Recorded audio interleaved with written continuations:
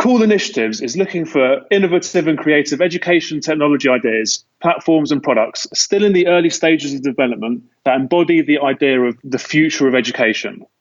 We're excited by projects that help our schools function better, or those that drive new ways of teaching and learning. All finalists in the competition get at least £500, with the runner-up getting £5,000 and the winner getting £10,000 cash, no strings attached. In our ever-changing world, education matters more now than it ever has. Better technology improves how our schools serve parents and students. The ways in which data is used are evolving. Institutions are embracing new tools and platforms that help motivate students to learn and make teaching more engaging and interesting. Behind the scenes, school offices are in need of digital transformation as learners, parents, and teachers have become accustomed to a hyper-connected world. We imagine a world where all learners and teachers can harness their own information, much the same way a Fitbit or an Apple Watch is capturing our health data to enhance or improve our well-being. Technological innovations have the same potential to enhance our education system, easing teachers' administrative burden, improving how teaching is designed and delivered, and advancing our understanding of how students acquire knowledge. In short, we want to allow teachers to do what they do best and teach. Whether you're in the early stages of developing your product, a teacher with a great idea, or a student with a prototype, the Cool Initiatives team would like you to apply. Please visit www.coolinitiatives.com/competition for more information and application details. And remember, the deadline is February 28th at 5 p.m.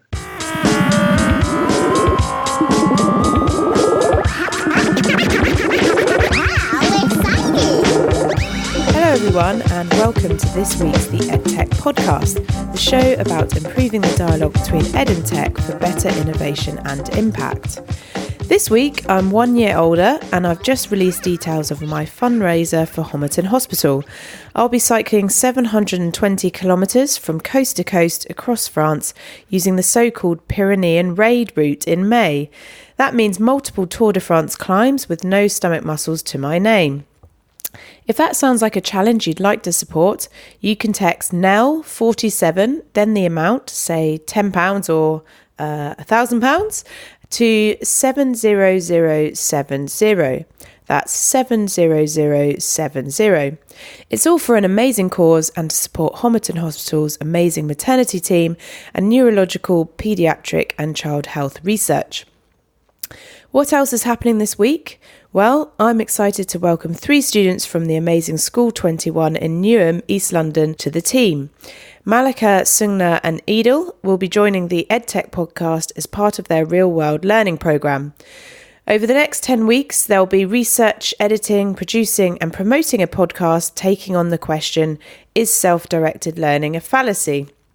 I'm hoping that this uncovers gems in psychology, learning science and 21st century skills programmes around the world. They'll be presenting back at the Edtech Podcast Festival in September.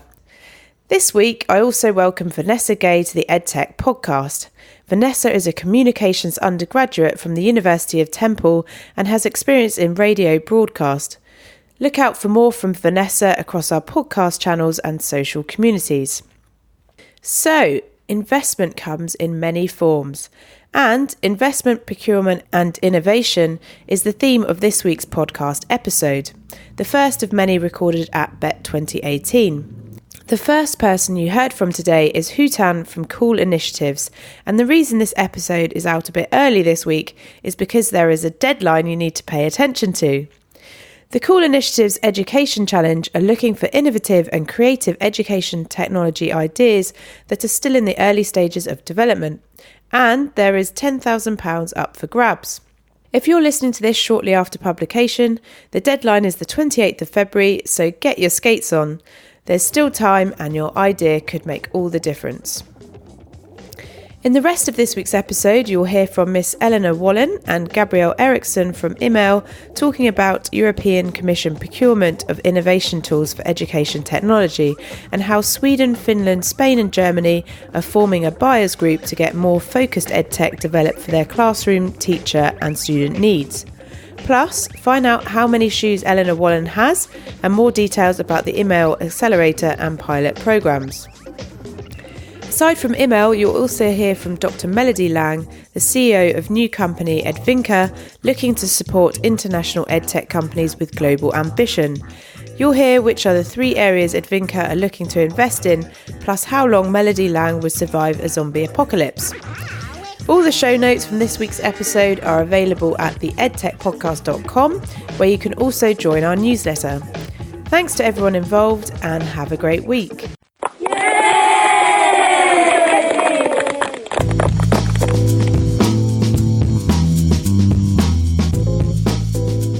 Okay, so one of the podcasts we'll be doing for Bett 2018 is all around investment and new investment opportunities that are popping up. So I'm delighted to be here with Eleanor Wallen, who is the project manager for IMAILE.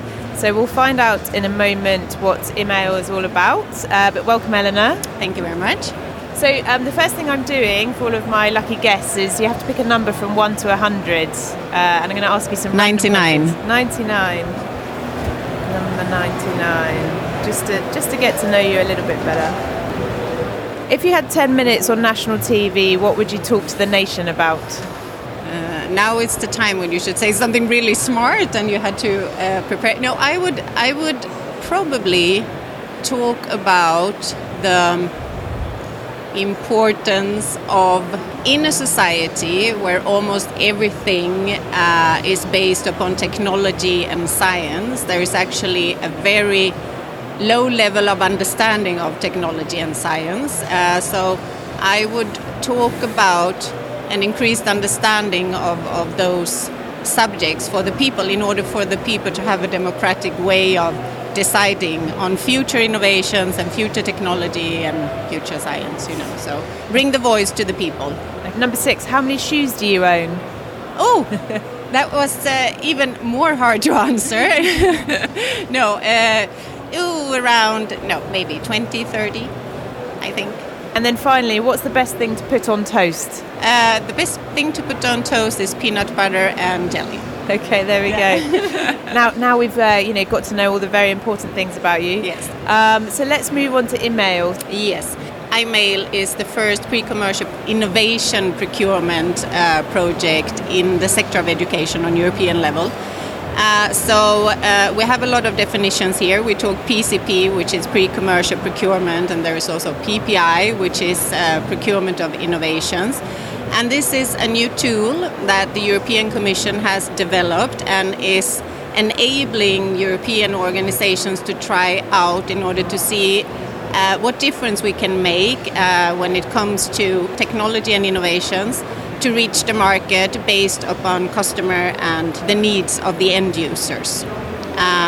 So the project actually, as it is the first and the only project on European level doing innovation procurement in education, so we actually been running a test, so to speak, a test pilot to see if we can use it in the sector of education. Innovation procurement is used in health sector, is used in energy sector for larger projects. So it has been very interesting to do this project during 4 years to see what would be the impact. Could there be any hard evidence that we could actually use this tool for the future? So we started the project in 2014. We are 10 partners. We have 4 procurers, so we are 4 in the buyers group, 4 countries, 4 local and regional procurers who have identified a need in our European classroom. And the need is an increased demand of personalized learning. So that means that on an average, one teacher has 23 students in the classroom. How can this teacher, he or her, support them in a personalized way to reach the STEM goals, or science, technology, engineering and math goals, which are some resources that are sinking. And how can smart technology support the teacher and the student to be the link between? So that is actually the need that we started up with. And as we identified this need, we went out to challenge the market to say that we are a group of investors, of public investors. We have identified this need. We do not see any of this kind of solutions on the market. There are a lot of solutions on the market, but actually not based, or what we experience, on the real needs in the classroom. So We challenged the market with this, and we launched a pre-commercial procurement tender, or open call for tender on European level, to European industry to answer to our request. And it turned out that we got quite many answering coming back from suppliers. And then we have performed the PCP process in 3 stages. So first of all, we invited 8 suppliers to develop a proof of concept. And then out of these 8, 4 were selected to a second phase, and then they had to develop a prototype. And out of these 4 from the second phase, 2 were selected to the final phase, which was the test phase, where we have been doing a test bed situation in real classrooms in Europe, including over 600 students. And now at the end of the project, and that's why we are here to present our final impact case or the results. We have 2 suppliers who have developed the next generation of personal learning environments for primary and secondary education, mainly based upon a lot of learning analytics, artificial intelligence, and we can actually see that we have some groundbreaking innovations coming out of the project to support the teachers and students within this topic. Interesting. So what are the names of those 2 The 2 suppliers are Almerin. It's a Finnish startup. And he actually started up as one single person, heard about the project. He was listening, and I was in Milan in 2014 promoting the project, and he was in the audience, and he thought, he came from the industry, serial entrepreneur, so he thought that he could maybe have some ideas on doing some innovation towards our needs.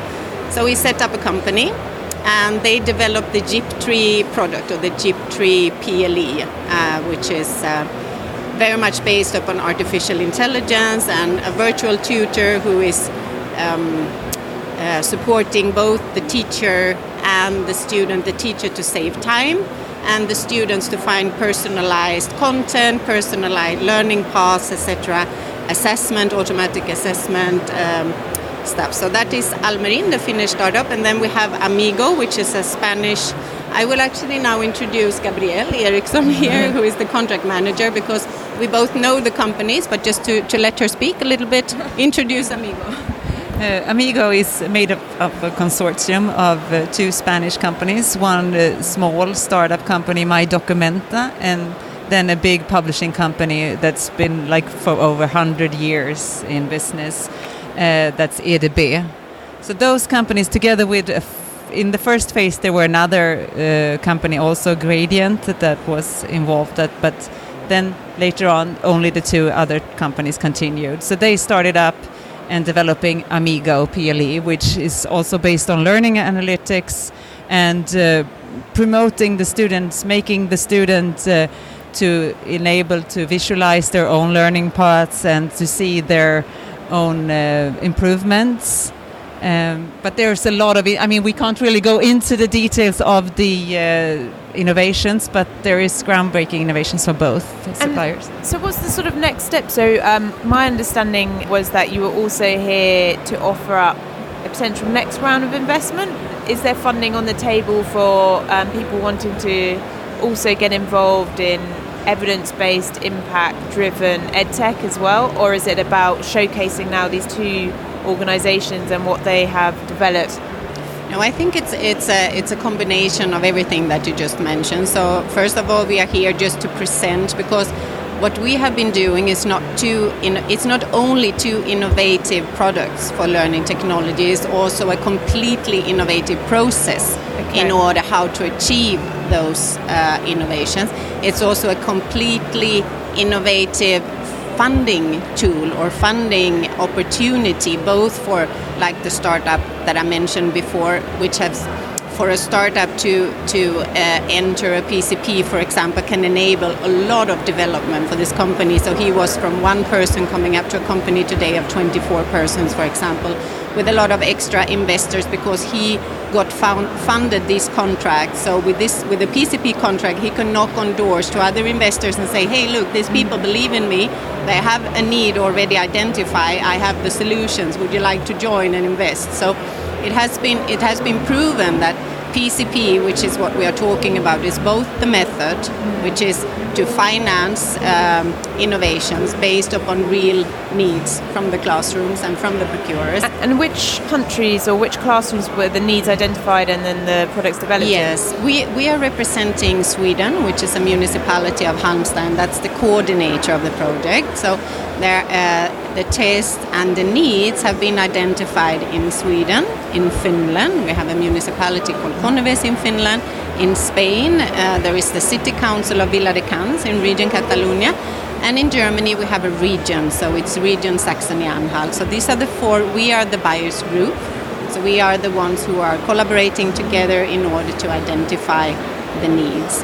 So to go back to your question, the reason why we are here is both to showcase the products that we have and the process, because it's innovative and we think that other people might be interested to learn and to try out themselves, or at least to promote it, that this is the way that we can work forward for a sustainable future.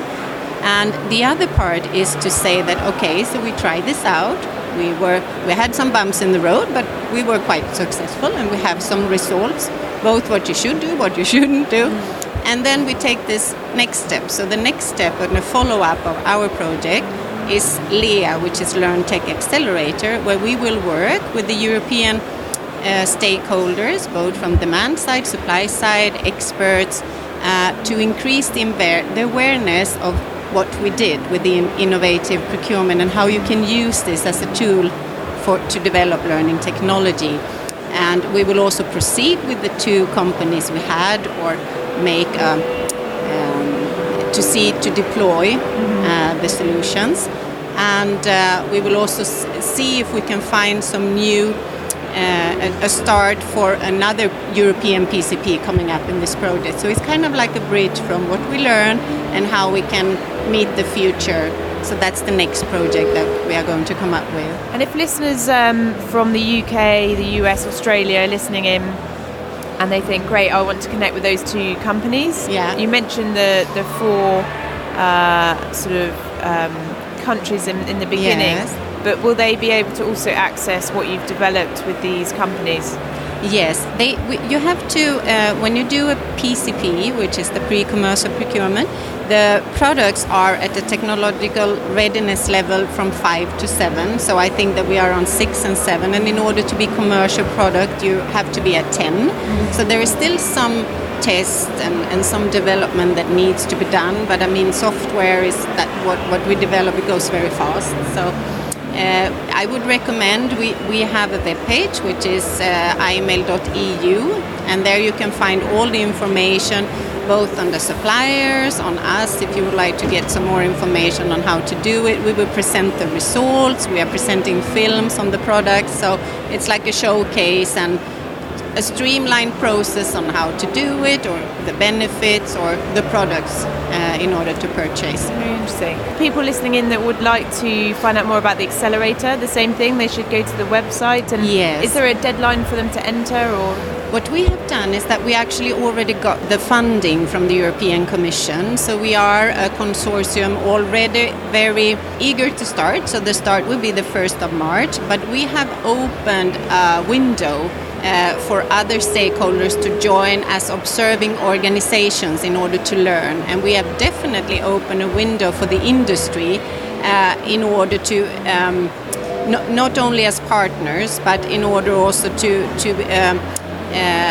attend capacity building. If you are a startup, for example, we will arrange capacity building seminars for startups, for Edtech, LearnTech in Europe, in order to give them advices on how to do if they would like to enter a PCP or a PPI, or so there will be a lot of benefits for the industry as a whole, for all stakeholders coming out of the project. How many companies do you anticipate being in the LTA as well? The consortium is actually only we are procurers, because we are the buyers. Yep. So that's like the core of the project when we use innovation procurement.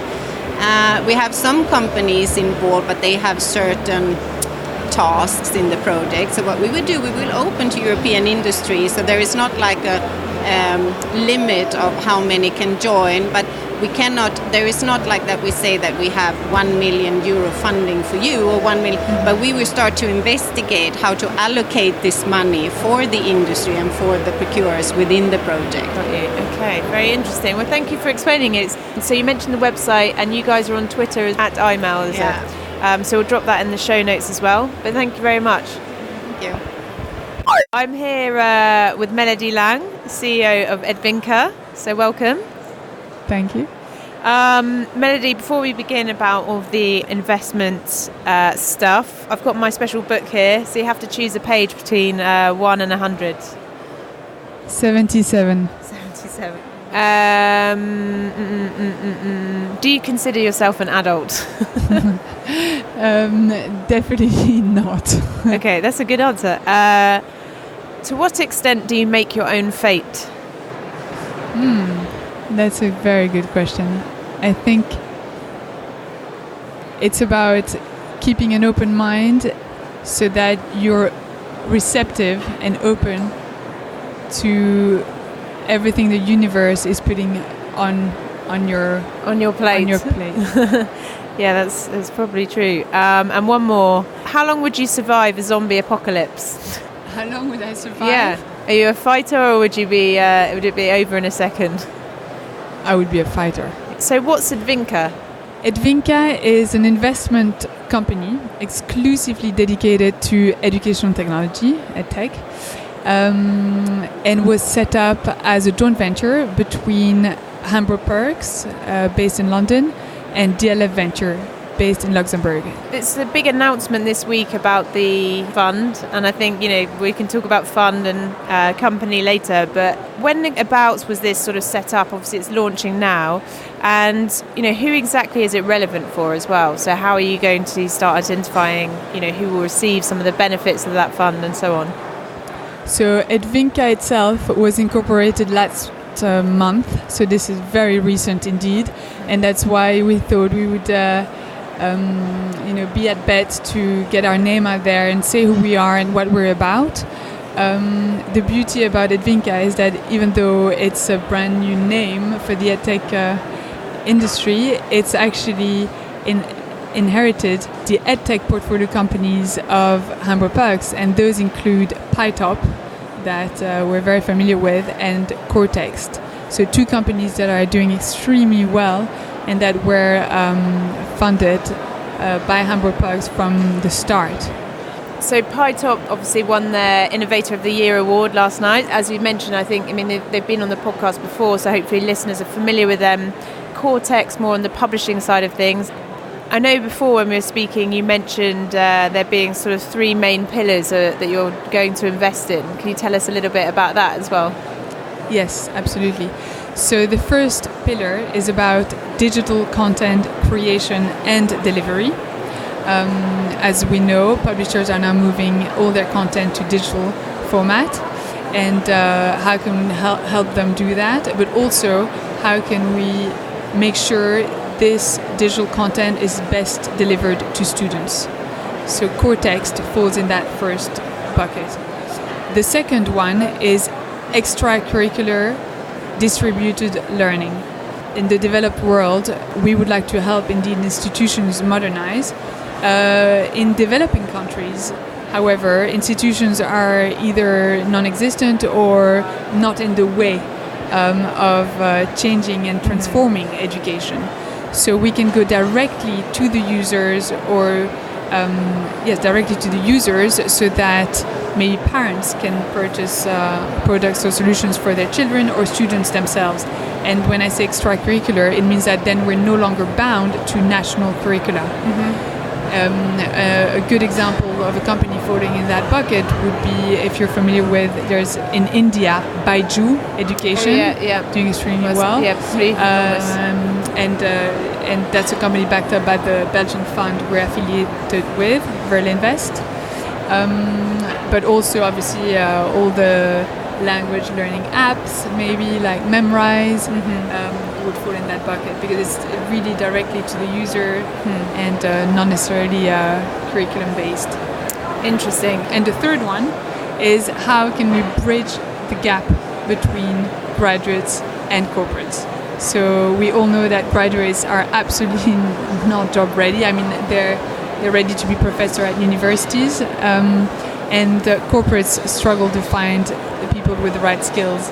So there's a gap we need to address, and this can be done in several ways. First, looking at the content of what is being taught. So we want to really, really focus on 21st century skills. These include not only digital literacy, but also all the soft skills, like the 4 C's, and collaboration, communication, critical thinking, and creativity. So content, 21st century skills. Then progressive education is something we truly believe in.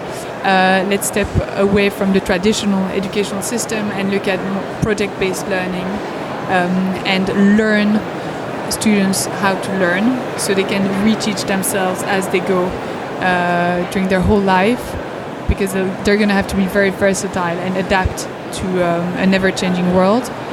And lastly, so 21st century skills, progressive education, and yes, this new trend of new types of schools like École 42 or Homerton School, and these are the disruptors that actually say, well, we will feed directly our graduates to corporates. So they work hand in hand with corporates to make sure they are aware of their needs, and then they sometimes, in some cases, place their students for a 6-month internship at the companies.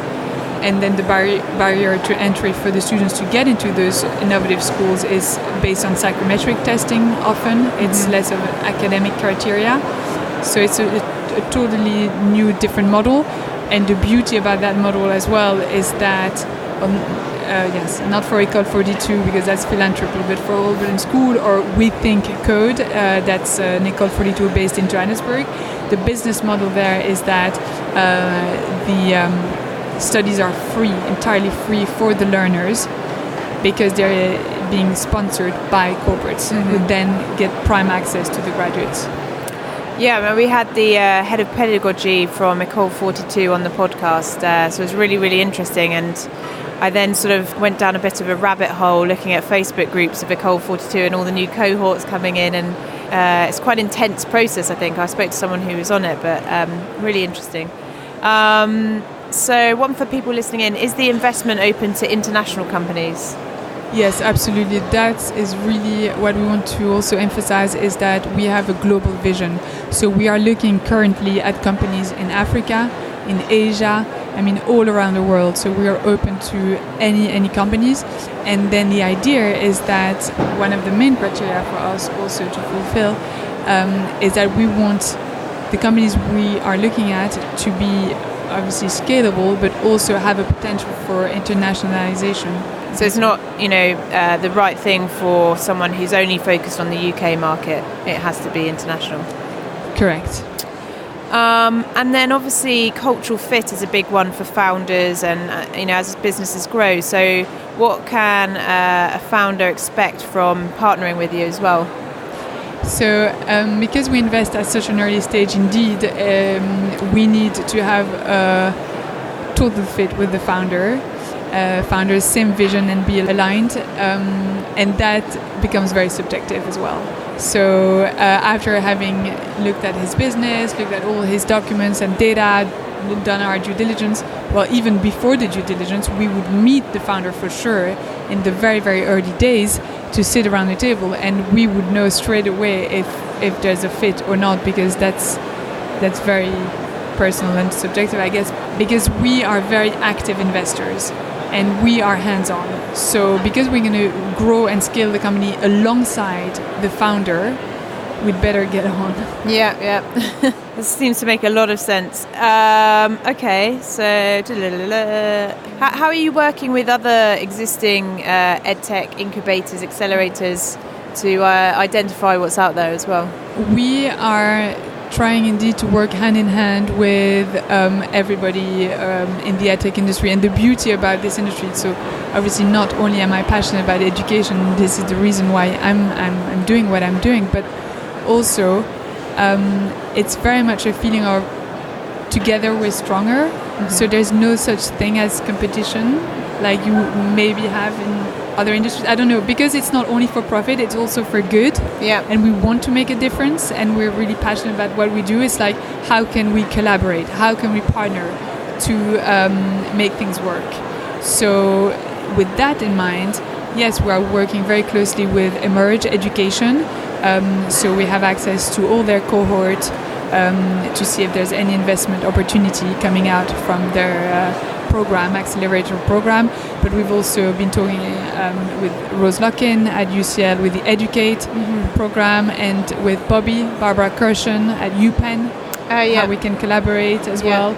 So we'd like to have qualitative deal flow rather than loads, because we're so big on follow-on investment, we're going to invest in fewer companies in 1 year. So we'd rather have really a qualitative deal flow than just seeing hundreds and hundreds of them. On that note, do you have an idea of, what would be your max number in the next year that you'd probably consider? I think we had said as a ballpark figure 2 to 3 investments a year. We'll have £30 million of capital to deploy, but again, because we are not a fund, we're a company.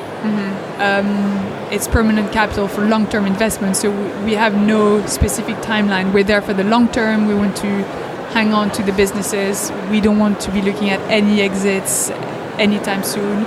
We want to do exactly what we do with PyTop and continue growing that company. Final question. So what's the range of investment that you would make as well in the first instance? So the first ticket size, we would go as low as 100K. And the average ticket size I would say is between 300 and 500K. And as I said, because we're following on our investment, it can go all the way up to £1 million ticket size. But what's great is that with the two funds we're affiliated with, if it becomes too big for us to follow on, they can take over. Okay. So they can do the follow on. So Hampro Perks in one case, and Verlinvest in the other. And people listening in, what's the best way for them to find out more, connect with you, or go about doing that?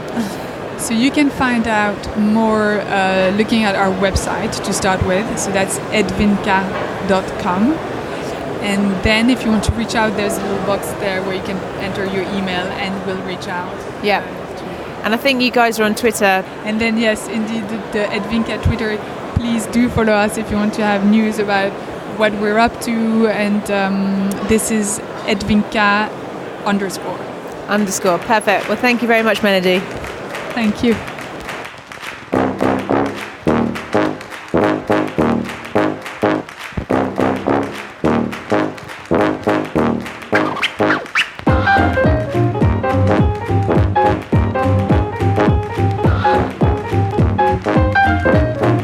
That's all from this week's episode. Don't forget to subscribe and leave us a review on iTunes or Spotify or wherever you're listening in. And if you'd like to join our podcast community, head on over to Facebook, Instagram or Twitter at Podcast Edtech. We're also looking forward to South by Southwest EDU coming up in March. If you're not yet registered for South by, you can do so via the link in this week's show notes. Have a good week.